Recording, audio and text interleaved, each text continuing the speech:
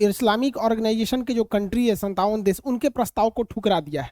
और वो लोग जो कश्मीर को लेके जो प्रस्ताव दिए थे उसके बारे में समझते हैं और क्यों ठुकरा दिया गया और इन लोग की चाल क्या है, समझिए।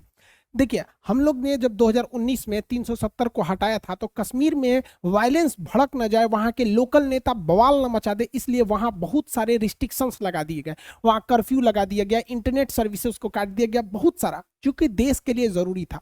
हमको ये समझना जरूरी है कि हमारे देश की जनता जरूरी है, लेकिन जहां देश की बात आती है तो जनता से ऊपर देश हो जाता है। लेकिन सरकार ने सदन में खड़ा होकर कहा था कि जिस समय वहां की मिलिटेंसी कंट्रोल हो जाएगी, धीरे धीरे वहां कश्मीर को एक पूर्ण राज्य की दर्जा दे दिया जाएगा। यूनियन टेरिटरी में जनता के पास सरकार तक आवाज पहुंचाने के लिए उतना ज्यादा रास्ते नहीं रहते हैं जितने की मतलब एक असेंबली वाले स्टेट में रहते हैं जिनका पूर्ण राज्य का दर्जा होता है। तो सरकार इसको देख रही थी। पिछले 1-1.5 साल से आप देखेंगे जम्मू कश्मीर में पत्थर वाली बात या फिर मिलिटेंसी काफी कंट्रोल हो गई थी।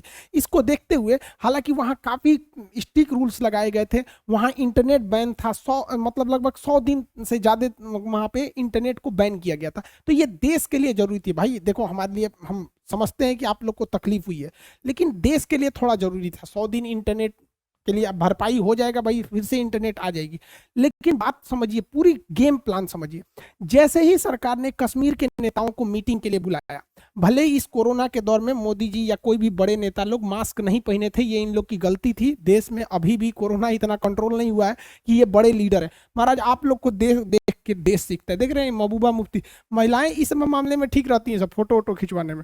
अब यहाँ इन लोग को मास्क पहनना चाहिए। लेकिन टॉपिक पे आते हैं, समझिए। तो जब ये बात चल रही थी कि कश्मीर को अब पूर्ण स्टेट दे दिया जाए, तो सारे लोग लगभग सहमत हो गए थे। अब सरकार भी चाहती है कि जो कश्मीर के लोग हैं, जो आतंकवाद के रास्ते को छोड़कर भारत के लोकतंत्र में विश्वास किया, भारत के साथ जुड़े रहे, उन लोगों की भलाई के लिए वहां पे पूर्ण स्टेट दिया जाए। देखिए 10-20% वहां पे मिलिटेंट्स की वजह से सारे लोगों को तकलीफ झेलनी पड़ रही थी, जो सही नहीं था। तो गवर्नमेंट ने एक अच्छा स्टेप लिया कि वहां कहा कि अब असेंबली बनेगी, वहां के लोगों की जरूरतों को ये लोग ठीक करेंगे। अब कश्मीर का मामला कश्मीर में सुलझ जाए, जैसे बिहार में कुछ होता है तो पटना में वहां विधानसभा है, वो लोग देखते हैं। अब बिहार की समस्या को आप ले जाएंगे दिल्ली में, तो पता चला 2020 में समस्या आएगा तो 30 में सुलझेगा। वैसे भी वहां बहुत लेट से सुधरता है कोई भी चीज। तो लेकिन असेंबली बहुत ज्यादा जरूरी है। जैसे ही सरकार ने स्टेप लिया, इन लोगों को लगा कि भैया मेरी दुकान तो बंद हो जाएगी, क्योंकि अगर अंधेरा खत्म हो जाएगा तो इनका टॉर्च कैसे बिकेगा। ध्यान से समझिए, अगर कोई आपको अंधेरे से डरा रहा है, मतलब वो टॉर्च बेचना चाह रहा है। अगर कश्मीर में ये लोग नहीं चाहते हैं कि कश्मीर के लोग खुशहाल रहे, क्योंकि कश्मीर के लोग खुशहाल हो जाएंगे तो इन लोग की दुकानें बंद हो जाएंगी। जैसे कश्मीर की लोगों की बात भारत सरकार करने आई, इन लोगों ने बम फोड़ना चालू कर दिया। कश्मीर में वापस खुशहाली आने वाली थी तो कश्मीर के जम्मू एयरबेस पे इन लोगों ने एक चाइना में जो शादी ब्याह में जो घूमता है ना ड्रोन, इससे बम फोड़ दिया। हालांकि 2 सैनिक इंजर्ड हुए थे, बहुत ज्यादा क्षति नहीं हुआ था, लेकिन भारत के लिए सिक्योरिटी कंसर्न था। लेकिन इस हमले की वजह से कश्मीर के लोगों को जो उनका हक मिलने जा रहा था वो एटलीस्ट 6 महीना डिले हो गया। अब वहां के लोगों को लगता है कि ऐसा कि अब वो लोग आतंकवादी को भर्ती करेंगे कि देखो कश्मीर में क्या हो रहा है। लेकिन वो जानबूझ के चाहते हैं कि कश्मीर में अशांति रहे ताकि उन लोग का दबदबा रहे। कश्मीर मुद्दा को लेकर ये जो है बकलोलवा चल गया organisation of Islamic countries, OIC के पास। इसकी स्थापना 1969 को हुई थी। ये लोग इजराइल को कंट्रोल करने के लिए 57 देशों ने मिलकर अपना एक संगठन बनाया था, लेकिन ये लोग अकेले इजराइल को वो अकेला है, कंट्रोल नहीं कर पाए। अब ये चला गया वहां पर, कहा गया कि कश्मीर के मुद्दा को सॉल्व कर दीजिए। अब खुद से जरा सोच के देखिए कि ये 57 देश मिलकर फिलिस्तीन में सीज फायर नहीं करा पाए, तो या क्या कश्मीर में ये लोग आके 370 को वापस ले आ पाएंगे? इनके कहने पर 300 कश्मीर इनके हिसाब से चलेगा? नहीं। ये अपने यहाँ केवल वोट की राजनीति करते हैं, इनके यहाँ दूसरा कोई मुद्दा नहीं चलता है। अब इस्लामिक ऑर्गेनाइजेशन के जितने देश हैं, वो इसका मुख्यालय मक्का में ये सऊदी अरब है। तो सऊदी अरब में इनका इन्फ्लुएंस थोड़ा सा ज्यादा है, तो इनको खुश करने के लिए इन लोगों ने एक स्टेटमेंट जारी कर दिया कि ये भारत पाकिस्तान के रिश्तों के बीच में मध्यस्थता करेंगे और कश्मीर के मुद्दों को सॉल्व करेंगे। मुसलमानों की इनको ज्यादा चिंता होती है, इन लोग को बहुत ज्यादा। अभी बताते हैं इनको कितना चिंता हो रही है। अब जरा ध्यान से समझिए। सबसे पहला बात कि कश्मीर मुद्दा में इन लोग को इंटरफेयर करना ही नहीं चाहिए, इससे पाकिस्तान को लॉस होगा। समझिए, 3-4 चीजों को ध्यान से समझिए। यूएन ने डिक्सन आयोग का गठन किया था। यूएन का डिक्सन आयोग ने कह दिया है कि पाकिस्तान और कश्मीर जो है ये इंडिया पाकिस्तान का इंटरनल मैटर है। तो भैया वो आप लोग को इंटरनल मैटर में क्या जरूरत है इंटरफेयर करने की? इंटरनेशनल कम्युनिटी को इंटरनल मैटर में नहीं करना है। दूसरा, यूएन की पीस कीपिंग फोर्स भारत में ऑलरेडी रहती है, वो श्रीनगर में भी उसका हेड ऑफिस है और इस्लामाबाद में भी है। तो यूएन देख रहा है तो ये अपने आप को यूएन से भी बड़ा समझने लगे हैं। और पाकिस्तान ने 1972 में जब वो ये बांग्लादेश हार गया था, पाकिस्तान कहता है कि हम कश्मीर वापस लेंगे। अरे बैल कहीं का, तुम्हारा बांग्लादेश चल गया, पूर्वी पाकिस्तान तुम्हारा ही था, चला गया। तो जब हम लोगों ने उसके 93,000 फौज को पकड़ लिए थे, ये लोग गजवाई हिंद करेंगे लोग साले, ये लोग अभी भारत को जीतेंगे, 93,000 फौज को हम लोग मार मार उसको गाय गोरू की तरह बांध के रखे थे लोग। तो जुल्फिकार अली भुट्टो के साथ समझौता हुआ शिमला एग्रीमेंट, जिसमें कहा गया कि हम आपके 93,000 फौज को छोड़ेंगे एक ही शर्त पे कि आप कभी भी कश्मीर मुद्दे को इंटरनेशनल लेवल पे न ले जाके बायलेटरल यानी द्विपक्षीय सुलझाएंगे। तो इसका मतलब ये शिमला समझौता का उल्लंघन है। तो शिमला समझौता में ही कहा गया था कि हम लोग की जो बाउंड्री बनाई गई है एक्चुअल कंट्रोल अभी तत्काल के लिए यही है, तो अगर आप इसको इंटरनेशनली उछालेंगे तो हम लोग इधर घुस जाएंगे। इसका मतलब पाकिस्तान न्योता दे रहा है कि हम शिमला समझौता तोड़ेंगे, इसे इंटरनेशनल मुद्दा पे ले जाके, तो आप ये बॉर्डर तोड़ के घुस जाइएगा अंदर, तो भारत के लिए क्या दिक्कत है, हम लोग तो इंतजार में बैठे हैं।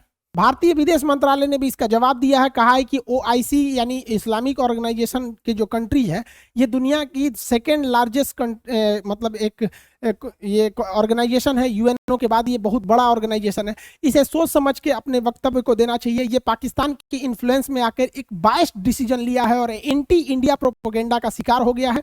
यहाँ के जितने देश हैं, ज्यादातर देश कश्मीर के इस ऊपर भारत से कभी खुलकर नहीं कहते हैं। ये भारत के पास आते हैं तो कश्मीर मुद्दा इनसे रहता ही नहीं है, चाहे वो मोदी जी की मुलाकात यूएई में हो, सऊदी अरब में हो, बहरीन, कतर, कहीं से भी हो, वो लोग के सामने ये मैटर ही नहीं रहता है। ईरान ने भी कभी कश्मीर के मैटर पे इंटरफेयर नहीं करता है। तो इन लोगों ने स्पष्ट कह दिया और इन्होंने भी कह दिया कि आपके कहने न कहने से कश्मीर में कुछ नहीं हो सकता है, कश्मीर में वही होगा जो भारत की संसद चाहेगी। और इस्लामिक ऑर्गेनाइजेशन और इस छर्रे को समझाने के लिए एक बात बता देते हैं कि भारत में पूरी दुनिया के 10% मुस्लिम रहते हैं और बहुत खुशहाल ढंग से रहते हैं। भारत में 14% मुस्लिम रहते हैं, जो संख्या में देखेंगे तो लगभग 20 करोड़ हो जाते हैं। इसके यहाँ 21 करोड़ मुस्लिम रहते हैं और भारत में 20 करोड़ मुस्लिम रहते हैं। हद बेवकूफी देखिए, दुनिया का ऐसा कोई पागल देश नहीं होगा जो अपने देश की जनसंख्या के बराबर किसी दूसरे देश की जनसंख्या का बोझ ले कि हम भी इनका ख्याल रखेंगे। तुम क्या ख्याल रखोगे रे बैल कहीं का। भारत में इन लोग का कहना है कि मुस्लिम में माइनॉरिटी में, तो भैया यहाँ पे जैन माइनॉरिटी है, बौद्ध माइनॉरिटी है, ईसाई है, सब बहुत माइनॉरिटी के हैं यहाँ पे, किसी को कोई दिक्कत नहीं आता है। जबकि अगर आप देखिएगा इन रियलिटी तो इस्लाम सेकेंड मेजॉरिटी भी है। आप माइनॉरिटी कह सकते हैं कि ज्यादातर राज्यों में माइनॉरिटी है, तो पूर्वोत्तर में हिंदू धर्म भी वहां पे क्या चीज है, माइनॉरिटी है, बट वो सेकंड मेजॉरिटी भी है साथ साथ है। इसको क्या जरूरत है हम लोग के मैटर में इंटरफेयर करने की। हमारे यहाँ ऑलरेडी जो जहां है, वो भी कोई बिजनेस में है, कोई जॉब में है, सब अपने जगह पे सेटल है। ये ससुरा जानबूझ के इंटरफेयर करता है हम लोग के मैटर में। ये कहेगा कि कश्मीर में मुसलमान सुरक्षित नहीं है। पाकिस्तान के मुसलमानों का हाल देखिए, ये सिया सुन्नी के मस्जिद में बवाल हो जाता है, वो वहां बम फोड़ देगा, वो उसको बम फोड़ देगा। सोचिए, मस्जिद नमाज पढ़ने की जगह है, यहाँ बम फोड़ दिया जाता है और आए दिन आपको महीने में 1-2 फ्राइडे के दिन कहीं ना कहीं बम फोड़िए देगा। भारत में ऐसा नहीं है कि यहाँ पे सिया का भी मस्जिद है, अहले हदीस, बरेलवी, सुन्नी, 75 कैटेगरी की मस्जिदें हैं, जिसमें मन जाओ, कोई किसी दूसरे में बम नहीं फोड़ता है। ये हमारे देश की संस्कृति है। और ये वो लोग कहते हैं कि जिनके यहाँ सुरक्षित है मस्जिद, यहाँ पर देखिए इस बच्चे को क्या दोष है। इस छोटे से बच्चे पे बड़ा दया आती है। ये बेचारा गया होगा मस्जिद में नमाज पढ़ने के लिए, आराम से खुशी खुशी। इस बेचारे की बस यही गलती है कि ये पाकिस्तान में जन्म ले लिया, जहां मुसलमान लोग की ये हाल है कि मस्जिद में छोटे छोटे बच्चों का बम फोड़ दिया जा रहा है। ये भाई साहब मस्जिद में कपड़े में खून से लदा हुआ जो कपड़ा है लेके अपने रिश्तेदार को खोज रहे हैं कि भाई नमाज पढ़ने आए थे यहाँ पर। और ये लोग भारत में बताएंगे कि मुस्लिम सुरक्षित है या नहीं है। ये अपने इनके देश में देखिएगा तो हजारा मुस्लिम होते हैं जिनको ये कहते हैं कि इनकी आंखें छोटी छोटी होती है, चाइनीज की तरह दिखते हैं, ये मुसलमान नहीं। अरे यार, किसी का नाक नक्शा अगर क्लाइमेट की वजह से कुछ है नहीं, मान के चलिए आपसे अलग दिखता है, तो आपको ये अधिकार किसने दे दिया कि आप फटाक से कहते हैं फलाना मुस्लिम है, फलाना नहीं है। हजारा मुसलमानों को ये लोग लाइन से खड़ा करके गोली मार देते हैं, जेनोसाइड जहां तहां होता है। और उस पर ये इस्लामिक ऑर्गेनाइजेशन जो है, ये 57 देश एकदम चुप रहते हैं। पाकिस्तान में अहमदिया मुसलमानों को घर में खींच के मार दिया जाता है, बलोचों को हेलीकॉप्टर से गोली चला के मार दिया जाता है। वहां इन लोग को मध्यस्थता करना नहीं दिखता है। और भारत में सब लोग शांति से जी रहे हैं भाई। यहाँ गंगा जमुनी तहजीब से हर इंसान मिलते जुलता रहता है। हाँ, जहां लोग रहते हैं कुछ आपसी छोटे मोटे विवाद भी होते हैं, तो आपस में जहां रहता है वहां लोग होता ही, तो हम लोग अपने में सॉल्व कर भी लेते हैं यहाँ पर। लेकिन ये लोग एंट्री करेंगे यहाँ पर। इनको लगता है, बताइए, ये इस्लामिक ऑर्गेनाइजेशन ये एक धार्मिक देश है। खुद जरा मेंटेलिटी देखिए, ये धार्मिक संगठन उस देश पर उंगली उठा रहा है जो देश सेकुलर है। हमारे देश में कोई जैन, बौद्ध, ईसाई, इस सब से कोई दिक्कत नहीं होता है। एक इंटरनेशनल सर्वे में बताया गया था, मेनली भारत में तो सबसे बड़ी मेजॉरिटी हिंदू है, सेकंड मेजॉरिटी मुस्लिम है। तो इसमें क्या हुआ था, एक सर्वे में बताया गया था कि 91% हिंदू लोग का ये बिलीव है कि कोई भी दिक्कत नहीं है हिंदू मुस्लिम का यहाँ पर, और 89% मुसलमानों का भी कहना है कि कोई भी दिक्कत नहीं है यहाँ पर। जो रियलिटी है यहाँ पे कोई दिक्कत नहीं है, दो चार तो नेतागिरी के चक्कर में इधर उधर हो जाता है यहाँ पे, कोई यहाँ भारत में दिक्कत नहीं है। लेकिन भारत में भी कुछ लोग का कहना है दिक्कत है। तो भैया भारत जैसे देश में अगर किसी को खराब लग रहा है, हम किसी का नाम नहीं लेते हैं, लेकिन हम कहते हैं कि अगर भारत में किसी को खराब लग रहा है तो उसके लिए दुनिया में कोई जगह ही नहीं बचा। क्योंकि अगर भारत में नहीं बस सके तो भैया तुम अंटार्कटिका में जाके ट्राई करो, वहां पर कहीं अच्छा लगे, वहां पर कोई नहीं रहता है। भारत में लोगों को तकलीफ रही है। वसुधैव कुटुंबकम, हम लोग दुनिया को मतलब शत्रु को भी हम लोग इज्जत के नजर से देखते हैं। राक्षसों के गुरु थे शुक्राचार्य, तो उनको भी हम लोगों ने आचार्य की उपाधि दिया था। चाइना के सिंजियांग प्रांत में वीगर मुसलमानों को जानवर से भी नीचे रखा जाता है। वहां की मुस्लिम महिलाएं अगर घुटना से नीचे कपड़ा पहन लेती हैं तो सड़क पर उनके कपड़े को उनके बच्चों के सामने नंगा करके काट देता है। यहाँ पर मौलवी लोग अगर दाढ़ी रख लेते हैं तो उन्हें डांस करके नाचना पड़ता है ऐसे ऐसे, नहीं तो क्लीन शेव में ऐसे दाढ़ी में रखिए, ऐसे आपको रखना है। तो वहां आपको कुरान का एक फिक्स हिस्सा ही पढ़ने दिया जाता है, 30 पारा नहीं पढ़ने दिया जाता। लेकिन आपको गारंटी कहते हैं ये इस्लामिक ऑर्गेनाइजेशन की जो कंट्री है, ये कभी भी इनके खिलाफ आवाज नहीं उठा सकते, क्योंकि इनकी भी एक मजबूरी है। देखिए जिस तरह से हिटलर ने 1938 में यहूदियों को कटवा दिया पूरी तरह से, सेम उसी तरह से, उसी फॉर्मूला पर, उसी तरह से डिटेंशन कैंप बनाया है, उसी तरह से यातनाएं देता है शी जिनपिंग। फर्क यह है कि शी जिनपिंग के सिंजियांग प्रांत में मुसलमानों को कचर देता है, वीगर मुसलमानों को, और हिटलर जो है वो जर्मनी में यहूदियों को ऐसे डिटेंशन कैंप में मार देता था। यहाँ पर वो 1938 में चालू किया था, ये 2018 से ये कैंप चालू किया। पूरी दुनिया को पता, ये कहता है कि हम इन्हें सुधार रहे हैं, सुधारता नहीं है। ऑनलाइन बेचे खरीदे जाते हैं यहाँ के लड़कियां लोग को, लड़कों को कोई ले जा सकता है यहाँ पर, ये हाल करके रख दिया। लेकिन ये लोग आवाज इसलिए नहीं उठाते हैं कि इस्लामिक ऑर्गेनाइजेशन देशों को पता है कि अमेरिका, ब्रिटेन, फ्रांस एक ही साइड में रहेगा।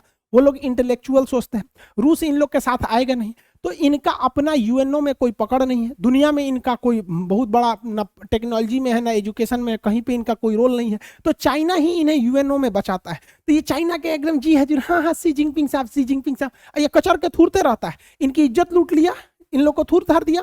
लेकिन ये लोग उसके खिलाफ नहीं बोलते हैं। जांच किसके खिलाफ करेंगे? भारत के खिलाफ, जहां किसी को इस तरह का कोई तकलीफ नहीं होता है। इन लोगों को कश्मीर की समस्या दिख गई और कश्मीर में यह दिख गया कि 1 साल से इंटरनेट नहीं है। लेकिन इन लोगों को यह नहीं दिखा कि 1990 से कश्मीरी पंडितों को जो भगा दिया गया था, उनके घर से भगाया गया, उन्हीं के देश में, वो अपने देश में शरणार्थी बन के रह गए, इन लोग को वो नहीं दिखा। देखिए व्यक्तिगत रूप से हमें इस बात का भी तकलीफ है कि इनके पास नेट नहीं है, लेकिन इस बात के लिए भी दुख है कि इनको अपना घर छोड़ के भागना पड़ा। दुख इस बात का भी है कि ना हम इनके लिए कुछ कर सकते हैं, ना इनके लिए कुछ कर सकते हैं, ना इन्हें अपना अभी तक हक मिला है। लेकिन कहना यह है कि आप एक ही राज्य में अगर आप देखते हैं तो दो नजरिए से क्यों देखते हैं?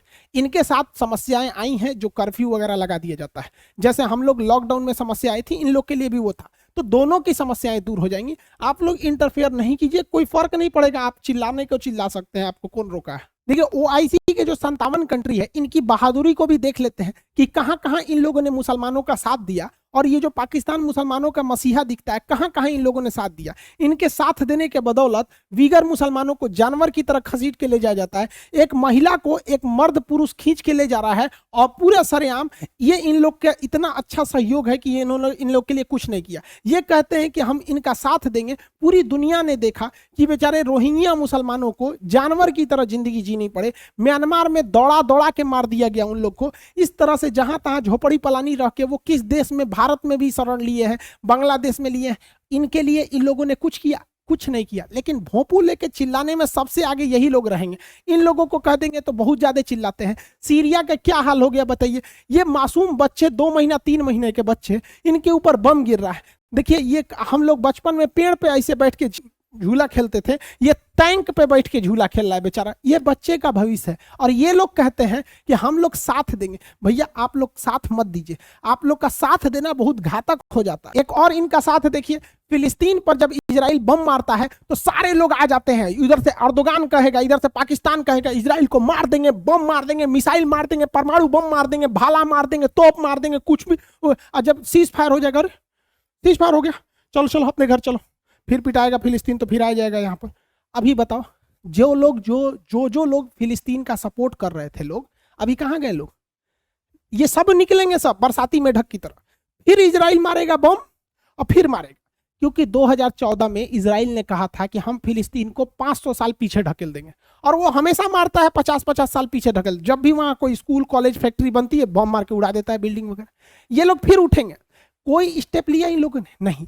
लेकिन भारत ने फिलिस्तीन का साथ दिया था, यूएनओ में फिलिस्तीन के साथ खड़ा रहा था और कहा था कि हम फिलिस्तीन के साथ स्ट्रांगली खड़े हैं। फिलिस्तीन के लोगों को $4 मिलियन का भारत ने पैसे भेजा था। फिलिस्तीन के सोल्जर्स को इंडियन मिलिट्री एकेडमी देहरादून में उनके ऑफिसर्स को, उनके लोगों को ट्रेनिंग दिया गया ताकि वो फिलिस्तीन से इजराइल से वो लोग जाके एटलीस्ट कम से कम एक लीडर लेवल पे तो बातचीत तो कर सके। वहां पर जहां हमारे मिलिट्री के अफसरों को ट्रेनिंग दिया जाता है, वहां फिलिस्तीन के लोगों को भी ट्रेनिंग दिया गया। तो ये हम लोगों ने किया, बल्कि हम लोग इन भोपुओं की तरह चिल्लाए नहीं थे कि नेतन्याहू को ये कर दो। भाई तुम कुछ नहीं कर सकता, बताए ना, तुम लोग कुछ नहीं कर सकते हो, मरवाओगे बस इन लोग को। ये बस चढ़वा देते हैं कि हाँ चढ़ जा चढ़ जा चढ़, उसके चक्कर में पूरा हाल हो जाता। इन लोग को भारत में झांकना है। एक्चुअली इसका चाल क्या है, अगर ये लोग इलेक्शन में कहेंगे कि हम जीडीपी बढ़ाएंगे, पर कैपिटा इनकम बढ़ाएंगे, ह्यूमन डेवलपमेंट इंडेक्स में नाम करेंगे, तो इन लोग को समझे में नहीं आएगा यहाँ की जनता को क्या बोल रहा है। ये कहेगा हम कश्मीर को आजाद करेंगे, तुरंत जनता इसको वोट डाल देगी। हाँ कश्मीर आजाद कराएगा। अरे भैया कश्मीर तुम कब लोगे? तुम उसको गोली छोड़ो ना, तुम्हारा अपना पूर्वी पाकिस्तान याद है कि नहीं? ससुर कोई क्या। देखिए आप पूरा गेम समझिए। ये क्या कहता है, इसके यहाँ 97% मुस्लिम रहते हैं, यानी अप्रोक्स इसके पास 20 करोड़ मुस्लिम है, और भारत में इंडिया में 14%, मतलब 19 करोड़ अप्रोक्स ये आंकड़ा है। ये कहता है कि भारत के मुसलमान का ये ख्याल रखेगा।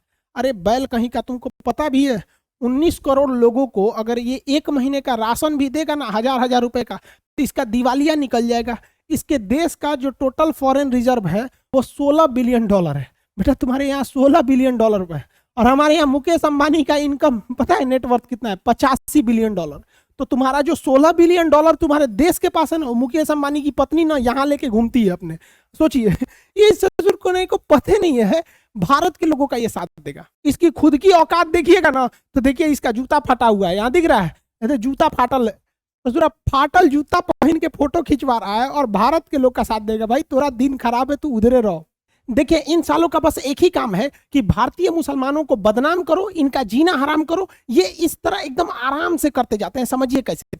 राहुल गांधी अपने जगह पे सही है, लेकिन बस इनका मियां खलीफा 3 से 4 बार तारीफ कर देगी, हम राहुल गांधी के साथ हैं, हम हमेशा इनके लिए साथ रहेंगे, इनको आगे बढ़ते हम देखना चाहते हैं। बस इस स्टेटमेंट की वजह से इनके कैरेक्टर पे सवाल उठने लगेगा, जबकि ये अपने जगह पे सही है, इनको कोई लेना देना नहीं है। वैसे आप एक और एग्जांपल से समझिए, हम पाकिस्तान से हमको कोई मतलब नहीं, लेकिन अगर हाफिज सईद 2 से 3 बार बस मेरा तारीफ कर दिया कि हम खान सर के साथ हैं, खान सर को कुछ नहीं होने देंगे, जब तक जिएंगे खान सर के लिए जिद्दोजहद करेंगे, हमको लोग आतंकवाद की नजर से देखने लगेंगे। ऐसा क्यों होता है समझिए, क्योंकि होता क्या है कि एक अमृत में इतना ताकत कभी नहीं है कि वो नाली के पानी को ठीक कर सके, लेकिन नाली के पानी में इतना ताकत जरूर होता है कि वो पूरे अमृत को बर्बाद कर सकता है। इसीलिए जब गलत इंसान आपका साथ देता है ना, तो वो आपको साथ नहीं दे रहा है, बल्कि वो पोलाइटली बहुत धीरे धीरे आपको बर्बाद करा है।